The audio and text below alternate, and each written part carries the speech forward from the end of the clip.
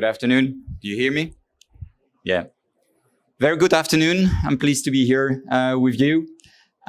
Good to see so many people. So in a few minutes, I'll try to give you a bit of our thoughts in terms of the evolution of the mobile landscape, of the 5G landscape in general, and specifically in Asia Pacific.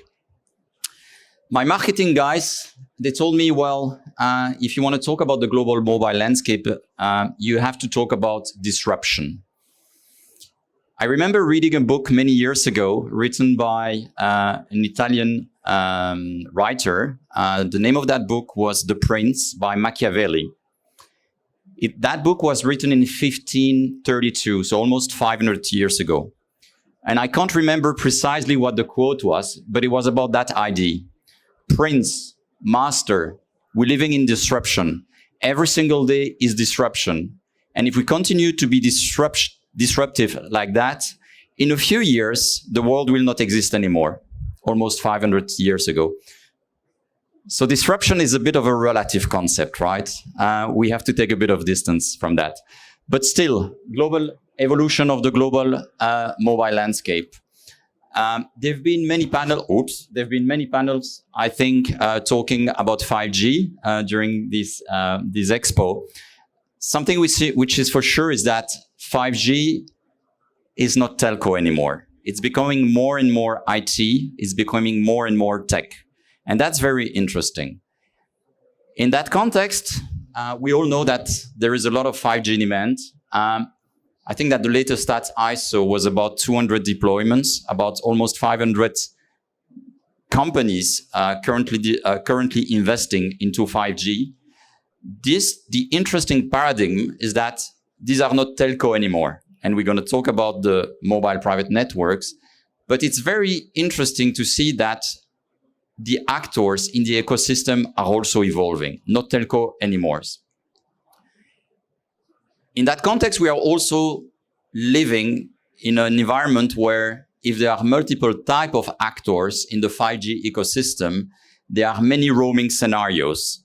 In the past, mobile operators between themselves were arranging the roaming agreements. But now we are seeing more and more of these mobile private networks emerging. And I think there are about 15,000 mobile private networks today announced. Another statistic that I was told is that only in Germany, about 4,000 mobile private networks have been allowed. So this is definitely a big thing. And in terms of the roaming ecosystem, this is also posing some challenges. And we're going to see how we can solve these challenges. Whoops, I was too fast. Something where I really believe this is a change in the paradigm, it's on the eSIMs. And we are seeing more and more handsets, we're seeing more and more smartphones that enable the eSIMs. And why this is a paradigm shift is that many years ago, the number portability was something new. The eSIMs is just another form of number portability. And basically, this is posing a threat, but also an opportunity. A threat to the telco operators, because with the eSIMs, I don't know what I'm doing. I'm going to pause.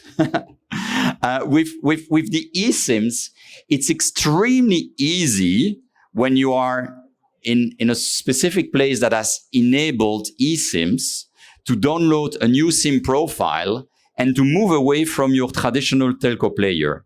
You're just scanning a QR code and you attach to a new network. And the value of these eSIMs and of these new networks is especially in the areas where these players, they start bundling the telco service, the 5G service, with local services such as vouchers, such as discount, etc. So they try to attract the customers into the network. So that means for the telco players, I'm not touching anything, I promise. Is it you? Or perhaps I should go faster. Okay. So that is a threat and an opportunity. Another element into the evolution of the mobile landscape is obviously the 2G, 3G sunset. For the telco guys in the room here, this is a very important topic.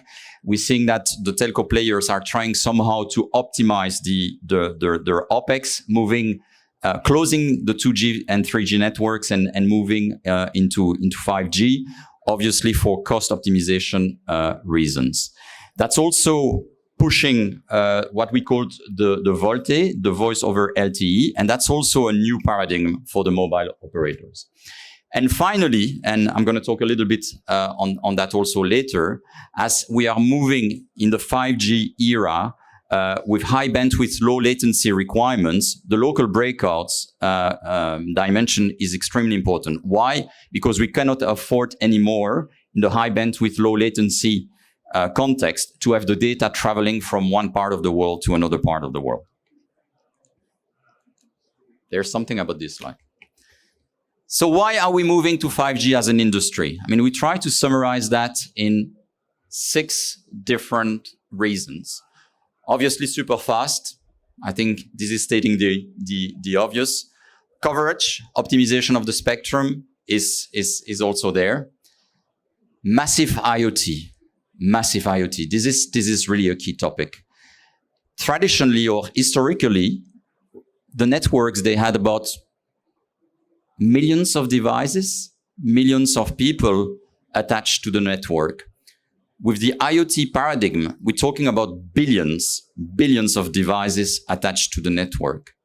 And that's a new era. And that's also something that we are watching closely at BICS and that we are enabling as an international communication platform. Network splicing, also key theme, obviously, in the industry. It's about slicing the QoS. It's about managing. People will remember me for moving the slides without touching any button, right? So network slicing, allowing different quality of service by slicing the spectrum. Now we can go. 5G situation in APAC. There was a presentation yesterday, unfortunately I could not attend it, about the differences in terms of 5G deployments in the region. I'm based in Singapore, but my accent can tell I'm not from Asia. I'm not from Singapore. I'm from Europe. And when people in Europe are asking me about APAC, I always say there is no one single APAC. There are at least 4 different groups. There is India, there is China, there is developing Asia, and there is developed Asia. And that's the same for 5G. I mean, different countries have different speed of adoption, have different governmental regulation spaces when it comes to 5G. Of course, many governments, they want to foster 5G as an enabler for economic growth, as an enabler for development of local businesses. But we see many different approaches. I mean, we're close to Malaysia. We know what's happening there in terms of creating that one central entity, wholesaling the 5G spectrum. We know what's happening in India with a little bit the battle between the telco and the enterprise players when it comes to 5G spectrum allocation. So 5G spectrum is really the new currency. And from an investment point of view, I've been doing a little bit of finance many years ago. From an investment point of view and from a revenue point of view, we still see that the numbers are big. From 2 billion of revenues in 2020 to more than almost 24, 25 billion of revenues in 2025. But the interesting point, and there is a data point there about Japan, right? 150 million of 5G users expected by 2025.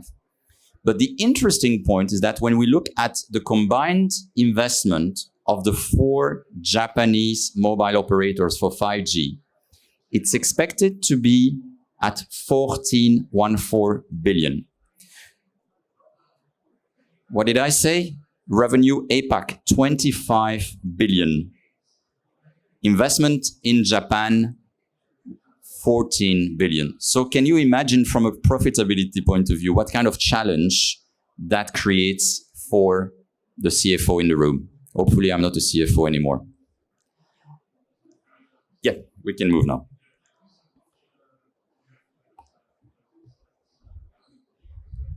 the use case for 5G is not for consumers. And I'm happy to have a debate with anybody who would believe that 5G is for consumers. 5G is for enterprise. Many different use cases. One of the use cases for the mobile private networks. Someone told me, and that's what we put on the slide, that The Economist, which is a well-known, reputable newspaper, right? They said that over half of the manufacturing companies will develop a private 5G network within the next 2 years. Believe it or not. I'm skeptical, to be frank, but I think they have good information sources. The interesting point is that we see that the rise of the mobile private networks is coming across many different industries, many different verticals, for many different use cases. And it's about automation, it's about automation of workflows, it's about efficiency, it's about security, it's about reliability. And in all these different industries, we see that there are many possible use cases of 5G, because again, it enables high bandwidth, low latency, high reliability. There was a presentation about Click just earlier. That's about it. It's about remote monitoring. It's about automation of workflow. And it's possible. And it's possible today. Sorry, I'm taking the same example of an airport, but this is very important.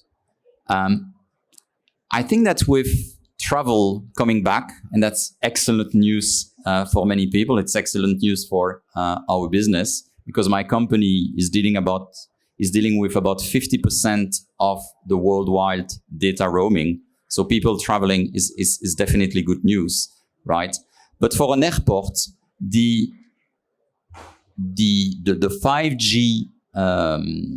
5G system, if I may use that word, is an excellent news. Why? Because where are the airports making money? How do airports make money? They make money by quick rotation of the planes, quick landing, quick takeoff. And what does that enable is that there are many passengers consuming, many passengers coming, many airline companies paying for the slots, many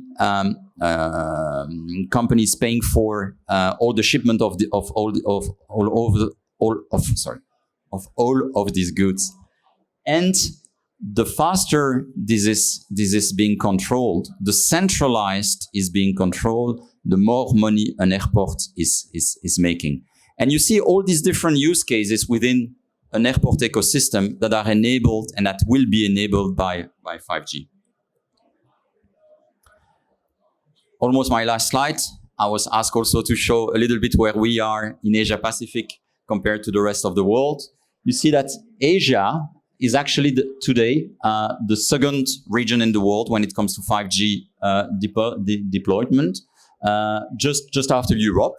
And when it comes to LTE, I think this is the third region. So definitely there, big potential for the region, and hopefully my team and myself will be able to have many discussions about 5G and how we can enable 5G for you guys in the coming weeks and in the coming months. So with that, I would like to conclude my presentation by saying that as a company, our vision is basically to connect anybody and to connect any device from any place of the world to any place of the world. So in the context of 5G, we have developed, I would say, a suite of solutions enabling the enterprise, enabling the telco to fast track their 5G deployment when it comes to the international connectivity of things. So I was asked not to do a product nor a marketing pitch. So if there are any questions related to these components, to these building blocks, I'm happy to answer them. We have also a booth with the team in all three. But that's basically the core of our discussion with our customers when it comes to the essential 5G components at international level, at international connectivity level. Thank you very much.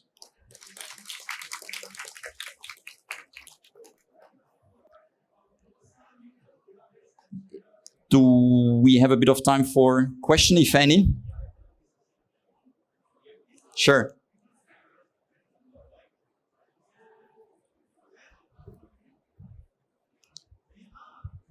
Thank you, Ben from AI Business. I have one question based on the US's decision earlier this year to increase sales of bandwidth for 5G. They're really trying to step up a bit, but obviously lagging behind.